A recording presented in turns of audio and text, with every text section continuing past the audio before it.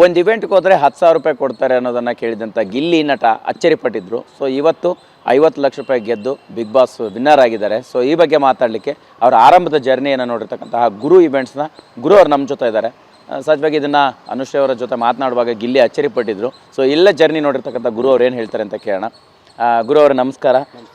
Actually Gilli ನಟ ಈಗ ಒಬ್ಬ ಜನಪ್ರಿಯತೆಯನ್ನು ಪಡೆದುಕೊಂಡಿರ್ತಕ್ಕಂಥವ್ರು, ತುಂಬ ದೊಡ್ಡ ಕ್ರೇಜ್ ಕ್ರಿಯೇಟ್ ಆಗಿದೆ. ಬಟ್ ನಿಮಗೆ ಗಿಲ್ಲಿ ನಟ ಆರಂಭದಲ್ಲಿ ಕಂಡಿದ್ದ ಹೇಗೆ, ನಿಮ್ಮ ಇವೆಂಟ್ಸ್ಗಳಿಗೆಲ್ಲ ಬರ್ತಾಯಿದ್ರು, ಹೇಗಿರ್ತಾಯಿದ್ರು ಅಂತ? ಮೊದಲನೇದಾಗಿ ಅವನ ಬೆಳವಣಿಗೆ ನೋಡಿ, ನನ್ನ ತಮ್ಮ ಅಂತಲೇ ನಾನು ಕರಿತೀನಿ ಅವನಿಗೆ. ಅವನ ಬೆಳವಣಿಗೆ ನೋಡಿ ತುಂಬ ಖುಷಿಯಾಗುತ್ತೆ. ಅಷ್ಟೆತ್ತರಕ್ಕೆ ಬೆಳೆದಿದ್ದಾನೆ ಅಂತ ಹೇಳೋದು ತುಂಬ ಹೆಮ್ಮೆ ಆಗುತ್ತೆ. ಪ್ರಾರಂಭದಲ್ಲಿ ನಾನು ಕರೆದಾಗ ಯೂಟ್ಯೂಬ್ ಚಾನಲಲ್ಲಿ ಅವನ ನಲ್ಲಿಮೂಳೆ ಒಂದು ವಿಡಿಯೋ ತುಂಬ ವೈರಲ್ ಆಗಿತ್ತು. ಅದನ್ನು ನೋಡಿ ನಾನು ಅವನ್ನ ಕರೆಸ್ದೆ. ನಮ್ಮ ಸ್ನೇಹಿತರ ಹತ್ರ ನಂಬರ್ ಇತ್ತು ಅಂತ ಹೇಳ್ಬಿಟ್ಟು. ಪ್ರಾರಂಭದಲ್ಲಿ ಅವ್ರು ಬಂದಾಗ ಸಾಮಾನ್ಯವಾಗಿ ಆ ಯೂಟ್ಯೂಬಲ್ಲಿ ಇರ್ತಕ್ಕಂಥ ಒಂದು ಚಡ್ಡಿ ಇದನ್ನ ಇಟ್ಕೊಂಡು ಸಾಮಾನ್ಯವಾಗಿ ಬಂದಿದ್ದರು. ಅವರಿಗೆ ಸ್ಟೇಜು ಬಗ್ಗೆ ಅಷ್ಟು ಇದಿರಲಿಲ್ಲ ಅನಿಸುತ್ತೆ. ಇನ್ನು ಕಾಮಿಡಿ ಕಿಲಾಡಿ ಜಸ್ಟ್ ಅವಾಗಿನ್ನೂ ಎಂಟ್ರಿ ಆಗ್ತಾಯಿದ್ರು, ಮಾಡ್ತಾಯಿದ್ರು. ಆವಾಗ ಬಂದಾಗ ಸ್ಟಾರ್ಟಿಂಗು ಆ ಥರ ಬಂದಿದ್ದರು, ಆ ಥರ ಗಿಲ್ಲಿ. ಆಮೇಲೆ ಸ್ಟೇಜ್ ಮೇಲೆ ಅವ್ರಿಗಿನ್ನೂ ಅಷ್ಟೊಂದು ಗ್ರಿಪ್ ಇರಲಿಲ್ಲ. ಬಂದು ಅದೊಂದು ಡೈಲಾಗ್ ಹೇಳಿದರು, ಆಮೇಲೆ ನಿಂತ್ಕೊಂಡ್ಬಿಟ್ರು. ನಾವೊಂದು ಅರ್ಧ ಗಂಟೆ ಏನಾದರೂ ಮಾಡ್ತಾರೆ ಅಂತ ಎಕ್ಸ್ಪೆಕ್ಟ್ ಮಾಡ್ತಿದ್ವಿ, ಅವ್ರಿಗಾಗಲಿಲ್ಲ. ಆಮೇಲೆ ಏನಾಯಿತು, ಅವ್ರದ್ದು ಏನಂದರೆ ಯಾರಾದರೂ ಕೌಂಟ್ರ್ ಕೊಡೋರಿದ್ದರೆ ಬೇಕಾದರೆ 3 ಅವರ್ ಬೇಕಾದ್ರೂ ಮಾತಾಡ್ತಾರೆ, 4 ಅವರ್ ಬೇಕಾದ್ರೂ ಮಾತಾಡ್ತಾರೆ. ಆ ಟ್ಯಾಲೆಂಟ್ ಇದೆ ಅವ್ರಿಗೆ. ಯಾರಾದರೂ ಒಬ್ಬರು ಅವ್ರಿಗೆ ಮಾತಾಡಿಸ್ಬೇಕು ಅಥವಾ ಏನಾದರೂ ಕೌಂಟ್ರ್ ಕೊಡಬೇಕು, ಕಾಲೆಳಿಬೇಕು, ಈ ಥರದ್ದಿದ್ದರೆ ಅವರು ನಿರಂತರವಾಗಿ ಅವರು ಸ್ಪಾಂಟಿನಿಯಸ್ಸು ಡೈಲಾಗ್ಸ್ ಅದೆಲ್ಲ ಬರುತ್ತೆ. ಆಮೇಲೆ ಅದಾದಮೇಲೆ ಅವನೇ ಒಂದು ದಿವಸ ಅವ್ರಿಗೆ ನೀವೊಂದು ಅರ್ಧ ಗಂಟೆನಾದರೂ ಸ್ಟೇಜ್ ತಗೋಬೇಕು ಇಲ್ಲಿಯವರೇ, ಬಂದು ಹಿಂಗೆ ಸುಮ್ಮನೆ ಡೈಲಾಗ್ ಹೇಳಿ ನಿಂತ್ಕೊಂಡು ತುಂಬ ಎಕ್ಸ್ಪೆಕ್ಟ್ ಮಾಡ್ತಿರ್ತಾರೆ ನಿಮ್ಮ ಯೂಟ್ಯೂಬ್ ನೋಡಿ ಜನ ಅಂಥೇಳಿ. ಆಮೇಲೆ ಆಯ್ತಣ್ಣ ರೆಡಿ ಆಗ್ತೀನಿ ಅಂತೇಳಿ ನೆಕ್ಸ್ಟ್ ಈವೆಂಟಲ್ಲಿ ಇನ್ನೊಬ್ಬರು ಜೊತೆ ಪ್ರಾಕ್ಟೀಸು, ಏನು ಮಾತಾಡ್ಬೋದು, ಏನು ಒಂದು ಅರ್ಧ ಗಂಟೆ ಸ್ಟೇಜನ್ನು ಸ್ಪೆಂಡ್ ಮಾಡೋಕ್ಕೆ ಕಮ್ಯುನಿಕೇಷನ್ ಮಾಡೋದು ಜನಗಳ ಜೊತೆ, ಅದನ್ನೆಲ್ಲ ಕಲ್ತ್ಕೊಂಡು ಬಂದರು. ಅಲ್ಲಿಂದ ನಿರಂತರವಾಗಿ ಅವರು ನಗು ಸ್ಟೇಜ್ ಮೇಲೆ ನಿರಂತರವಾಗಿ ಇರ್ತಿತ್ತು ಅವ್ರು ಬಂದ ಮೇಲಿಂದ. ಸರ್, ಈಗ ಹೇಳ್ತಾ ಇದ್ರಿ ಫಸ್ಟ್ ಟೈಮ್ ಗಿಲ್ಲಿ ಬಂದಾಗ ಅಂದರೆ ಒಂದು ಡೈಲಾಗ್ಗಳು ನಿಲ್ಲಿಸ್ಬಿಟ್ರು, ಸ್ಟೇಜ್ನ ಫುಲ್ಫಿಲ್ ಮಾಡೋಕ್ಕಾಗಲಿಲ್ಲ ಅನ್ನೋವಂಥದ್ದು. ಆ ಜರ್ನಿ ಬೇರೆ ಹಂತಕ್ಕೆ ತಿರುಗಿತು. ಸೊ ನಂತರ ಒಂದು ವಿಷಯ ಹೇಳ್ತಾರೆ ಅನುಶ್ರೀ ಅವ್ರ ಜೊತೆ ಮಾತಾಡುವಾಗ, ಹೊಸದುರ್ಗದಲ್ಲಿ 10,000 ರೂಪಾಯಿ ಕೊಟ್ಟಾಗ ಅಚ್ಚರಿಪಟ್ಟಿದ್ದಂಥ ಗಿಲ್ಲಿ. ಸೊ ಆ ಸನ್ನಿವೇಶ ಈಗ ಲಕ್ಷ ಪಡೀತಾ ಇದ್ದಾರೆ. ಬಟ್ ಅವತ್ತಿನ ದಿನಗಳನ್ನು ನಿಮ್ಮ ಜೊತೆ ಹಂಚ್ಕೊಟ್ಟಿದ್ದು, ಆ ಜರ್ನಿ ಬಗ್ಗೆ ಮಾತಾಡಿರುವಂಥದ್ದು ಹೇಗಿರ್ತಾಯಿದ್ರು ಅಂತ. ಅಲ್ಲ, ನಮಗೂ ಕೂಡ ಗೊತ್ತಿರಲಿಲ್ಲ. ನಾವು ಫಸ್ಟ್ ಪೇಮೆಂಟ್ ಅವ್ರಿಗೆ ಕೊಟ್ಟಿದ್ದೀವಿ ಅಂತ ಅವ್ರು ಇಂಟ್ರ್ವ್ಯೂಲಿ ಹೇಳಿದ ಮೇಲೆ ಗೊತ್ತಾಗಿದ್ದು.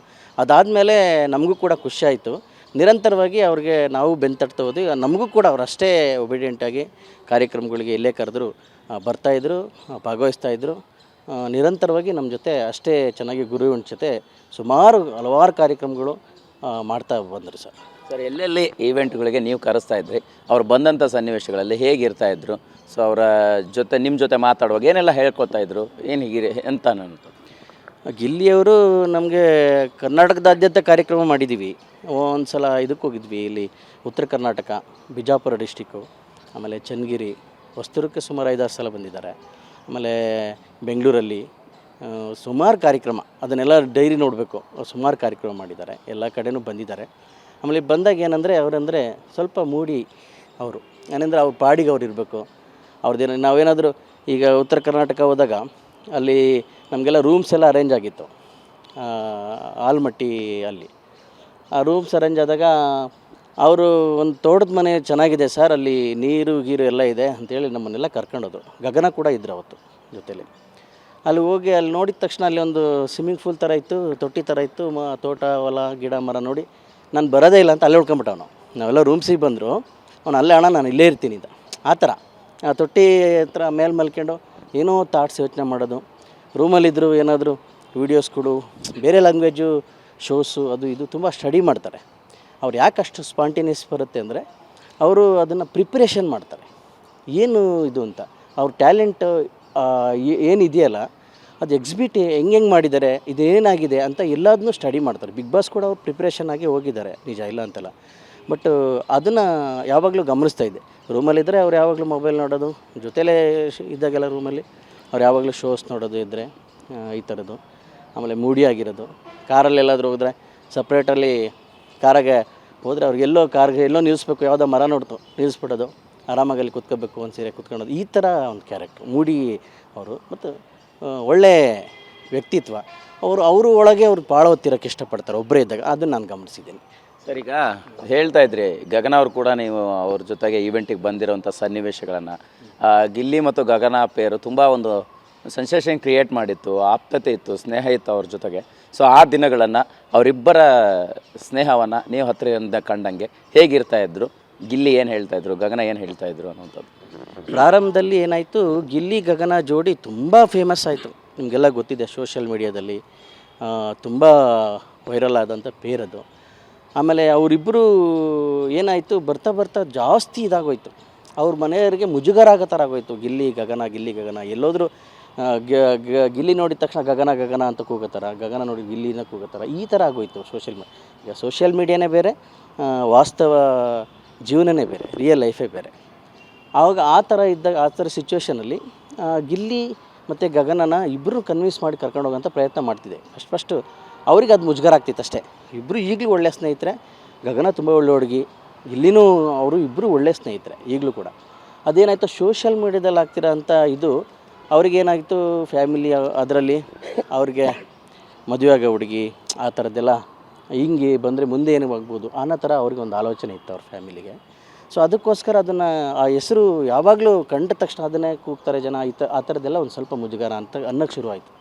ಅವರಿಬ್ಬರು ಪೇರಾಗಿ ಅವಾಗ ಸ್ಟಾರ್ಟಿಂಗೆಲ್ಲ ಕರ್ಕೊಂಡು ಹೋಗಿದ್ದೀನಿ, ಸುಮಾರು ಕಾರ್ಯಕ್ರಮ ಮಾಡಿದ್ದಾರೆ. ಅವರಿಬ್ಬರು ಹೇಳಿದ್ನಲ್ಲ, ಅವ್ರಿಗೆ ಕೌಂಟ್ರು ಡೈಲಾಗ್ಗಳು ಅದು ಇದು, ಅವಾಗ ಅವರಿಬ್ಬರಿಗೆ ಒಂದು ಈ ಥರ ಮಾತಾಡ್ಬೋದು ಅಂತೇಳಿ ಅವರು ಮಾಡ್ಕೊಂಡು ತುಂಬ ಚೆನ್ನಾಗಿ ಎಂಟರ್ಟೈನ್ ಮಾಡಿದ್ದಾರೆ ಜನಗಳನ್ನ. ಸರ್, ಈಗ ಗಗನ ನಿಮ್ಮ ಊರ ಹತ್ರದವರೇ, ಅಂದರೆ ನಿಮ್ಮ ದುರ್ಗದವರೇ. ಸೊ ಅವರ ಜರ್ನಿ ನೋಡಿದಾಗ, ಸೊ ಈಗ ಇಲ್ಲಿ ಜೊತೆಗೆ ಒಡನಾಟ ಶುರುವಾದಾಗ ಒಂದು ಸಿನಿಮಾ ಕೂಡ ಮಾಡೋವಂಥ ಪ್ಲ್ಯಾನ್ ಆಗಿತ್ತು ಅನ್ನೋಂಥ ಮಾಹಿತಿ ಇರುವಂಥದ್ದು. ಆ ಥರದ್ದು ಏನಾರು ಆಗಿತ್ತಾ? ಅವರಿಬ್ಬರಿಗೋಸ್ಕರ ಕತೆ ರೆಡಿ ಆಗಿತ್ತಾ? ನೀವೇ ಮಾಡುವಂತಹ ಸಿದ್ಧತೆಗಳೇನಾರು ಇತ್ತಾ? ಅದನ್ನು ಅವರಿಬ್ಬರ ಹತ್ರ ಡಿಸ್ಕಷನ್ ಮಾಡಿದ್ರಾ ಅಂತ? ಇಲ್ಲ, ಖಂಡಿತ ಸುಮಾರು ಕಾರ್ಯಕ್ರಮ ಮಾಡ್ತಾ ಒಂದು ಫ್ಯಾಮಿಲಿ ಥರ ಇದ್ವಿ ನಾವೆಲ್ಲರೂ. ಆಮೇಲೆ ಅವರಿಬ್ಬರು ಒಂದು ಕ್ರೇಜು ಹೊರಗಡೆ ನೋಡಿದಾಗ ನಮಗೂ ಕೂಡ ಒಂದು ಸಿನಿಮಾ ಮಾಡಬೇಕು ಅಂತ ಒಂದು ಕನಸಿತ್ತು. ಆ ಸಿನಿಮಾ ಮಾಡಬೇಕು ಅನ್ನೋ ಪ್ಲ್ಯಾನಿಂಗಲ್ಲಿ ಕೂಡ ಇದ್ವಿ. ಅವರು ಹೀರೋಯಿನ್ ಮಾಡಿ ಪ್ಲ್ಯಾನ್ ಮಾಡಬೇಕು ಅಂತೇಳಿ ಒಂದು ಹಂತದಲ್ಲಿ ಇಬ್ಬರ ಥರ ಕೂಡ ಮಾತಾಡಿದ್ವಿ. ಆ ಪ್ರೋಸೆಸ್ ಆಗಿ ಕತೆ ಹೇಳಬೇಕು, ಮಾತಾಡಬೇಕು ಅನ್ನೋ ಥರ ಇತ್ತು. ಆಮೇಲೆ ಗಗನ ಅವರು ಮನೇಲಿ ಕೇಳಬೇಕು ಆ ಥರ ನಮಗೆ ಹೇಳ್ತಿದ್ರು. ಮನೇಲಿ ಕೇಳಿಬಿಟ್ಟು ಒಂದು ಸತಿ ಫೈನಲ್ ಮಾಡೋಣ ಅನ್ನೋ ಹಂತದಲ್ಲಿತ್ತು. ಅಷ್ಟರೊಳಗಡೆ ಬಿಗ್ ಬಾಸ್ ಬಂತು. ಆಮೇಲೆ ಅವ್ರದ್ದು ಒಂದು ಭರ್ಜರಿ ಬ್ಯಾಚುಲರ್ ಶೋ ಬಂತು. ಈ ಥರದ್ದೆಲ್ಲ ಆಗಿ ಅದು ಅಲ್ಲೇ ನಿಂತ್ಕೊಂತ ಅಷ್ಟೇ. ಮುಂದೆ ಏನಾಗುತ್ತೆ ನೋಡಬೇಕು. ಸರ್, ಈಗ ಅದನ್ನು ಮಾಡೋದಾಗಿದ್ದರೆ ಯಾರು ನಿರ್ದೇಶಕರಾಗಿ ಕೆಲಸ ಮಾಡೋಂಥ ಸಾಧ್ಯತೆಗಳಿತ್ತು? ಗಿಲ್ಲಿ ಅವರಿಗೆ ಅದ್ರ ಕತೆ ಹೇಳಿದ್ರೆ ಸಿನಿಮಾದ ಟೈಟ್ಲ್ ಏನಾಗಿತ್ತು ಅನ್ನೋಂಥದ್ದು ಏನಾದ್ರು ರಿವೀಲ್ ಮಾಡ್ಬೋದಾ, ಹೇಗೆ ಅಂತ? ಇಲ್ಲ, ಒಂದು ಬೇಸಿಕ್ ಒಂದು ಟೈಟ್ಲ್ ಇಟ್ಟಿದ್ವಿ. ಆಮೇಲೆ ಗಿಲ್ಲಿ ನಾಯಕನಾಗಿ ಮಾಡಬೇಕು ಅನ್ನುವಂಥದ್ದು ನಮ್ಮ ಒಂದು ಕನಸಿತ್ತು. ಅದು ಯಾಕೆಂದರೆ ಒಂದು ಫನ್ನಿ, ಒಂದು ಹಳ್ಳಿ ಹುಡುಗನ ಒಂದು ಫನ್ನಿ ಲವ್ ಸ್ಟೋರಿ ಇತ್ತು ಅದರಲ್ಲಿ. ಆಮೇಲೆ ಗಗನ ಕೂಡ ಹಳ್ಳಿ ಹುಡುಗಿ ಇದ್ಲು, ಆ ಥರದ್ದೊಂದಿತ್ತು. ಆಮೇಲೆ ಕತೆ ಅವ್ರಿಗೆ ಹೇಳಿರಲಿಲ್ಲ, ಹೇಳೋಕ್ಕೆ ಒಂದು 2-3 ಸಲ ನಾನು ಬ್ಯುಸಿ ಆದೆ, ಅವ್ರು ಬ್ಯುಸಿ ಆದೆ, ಈ ಥರ ಆಗೋಯ್ತದು. ಅಷ್ಟೊತ್ತಿಗೆ ಬ್ಯುಸಿ ಆದ ತಕ್ಷಣ ಅದು ಅಲ್ಲೇ ನಿಂತ್ಕೊಂತು. ಆಮೇಲೆ ಗಗನ ಅವ್ರಿಗೂ ಸ್ವಲ್ಪ ಗಿಲ್ಲಿಯವ್ರಿಗೂ ಅದನ್ನ ಹೇಳಿದ್ನಲ್ಲ, ಒಂದು ಈಗೋ ಥರ ಆಗೋಯ್ತದು. ಅವ್ರು ಈಗಲೂ ಚೆನ್ನಾಗಿದ್ದಾರೆ, ಬಟ್ ಅವ್ರ ಹೆಸರು ಜೊತೆ ಇದು ಬರೋದು ಅಂದರೆ ಗಗನ ಕೂಡ ಒಳ್ಳೆ ಟ್ಯಾಲೆಂಟೆಡ್ ಹುಡುಗಿ. ಫಸ್ಟು ಮಹಾನಟಿಯಿಂದ ಬಂದಂಥವಳು. ಆ ಶೋ ಬಂದಾದಮೇಲೆ ಗಿಲ್ಲಿಯವರು ಇನ್ನೊಂದು DKDಯಿಂದ ಅವ್ರ ಜೊತೆ ಬರ್ತಾರೆ. ಬಂದಮೇಲೆ ಗಿಲ್ಲಿಯವ್ರು ಏನಂದರೆ, ಯಾರೇ ಆರ್ಟಿಸ್ಟ್ ಇರಲಿ, ಅವರು ಸ್ಟೇಜ್ ಮೇಲೆ ಅಥವಾ ಇನ್ನೊಂದು ಫ್ರೇಮೇಲಿ ಬಂದ್ರಂದರೆ ಅವರು ಮರೆಯಾಗ್ಬಿಡ್ತಾರೆ. ಅಂದರೆ ಅವ್ರ ಟ್ಯಾಲೆಂಟ್ ಏನಾಗುತ್ತೆ, ಕಬ್ಜಾ ಮಾಡಿಬಿಡುತ್ತೆ ಅವ್ರನ್ನ. ಎಷ್ಟೋ ಸತಿ ಕಾಮಿಡಿ ಕಿರಾಡಿ ಎಷ್ಟೋ ಜನ ಗಿಲ್ಲಿ ಇದ್ದಾನೆ ಅಂದರೆ ಸ್ಟೇಜ್ ಮೇಲೆ ಬರೋಲ್ಲ ಅಂತ ಹೇಳಿದ ಉದಾಹರಣೆ ಇದೆ. ಅಣ್ಣ ಬರಲ್ಲಣ್ಣ, ಯಾಕೆಂದ್ರೆ ಅವ್ರು ಕಾಲು ಎಳೆಯೋದು, ಅವ್ರನ್ನೇ ಡಮ್ಮಿ ಮಾಡಿಬಿಡೋದು. ಡಮ್ಮಿ ಅನ್ನೋದಕ್ಕಿಂತ ಅದೊಂದು ಟ್ಯಾಲೆಂಟ್ ಅದು. ಆ ಥರದ್ದೆಲ್ಲ ಆಗಿರೋದು ಇದೆ.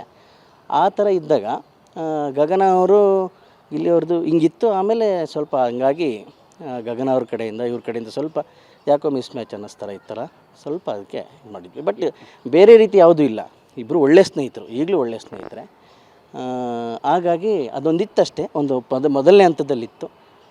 ನೆಕ್ಸ್ಟ್ ಏನಾಗುತ್ತೆ ನೋಡಬೇಕು. ಗಿಲ್ಲಿ ಅವ್ರ ಹತ್ರ ಮಾತಾಡಿ ಅವ್ರು ಒಪ್ಕೊಂಡ್ರೆ ಈಗಲೂ ಮಾಡೋಕ್ಕೆ ರೆಡಿ ಇದೆ. ಸರ್, ಏನದು ಟೈಟ್ಲ್ ಅಂತ ಆಗಿತ್ತು ಅಂತ? ಅದು ನನ್ನ ಪ್ರೀತಿಯ ಗುಲಾಬಿ ಅಂತ ಒಂದು ಟೈಟ್ಲ್ ಇಟ್ಟಿದ್ವಿ.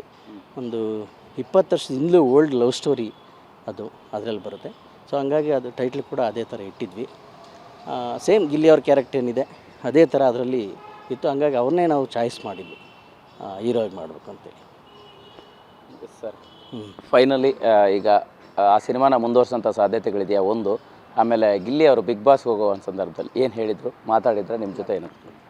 ಇಲ್ಲ, ಈಗ ಅದು ಸಿನಿಮಾ ಅವ್ರು ಗಿಲ್ಲಿಯವ್ರು ಒಪ್ಕೊಂಡ್ರೆ, ಅವ್ರು ಮುಂದುವರಿಸಿದ್ರೆ, ಅವರು ಕತೆ ಒಪ್ಕೊಂಡ್ರೆ, ಈಗ ಬೇರೆ ಇದೆ, ಈಗನೇ ಬೇರೆ ಗಿಲ್ಲಿಯವರು ಅಲ್ವಾ, ಆವಾಗಲೇ ಬೇರೆ ಗಿಲ್ಲಿ.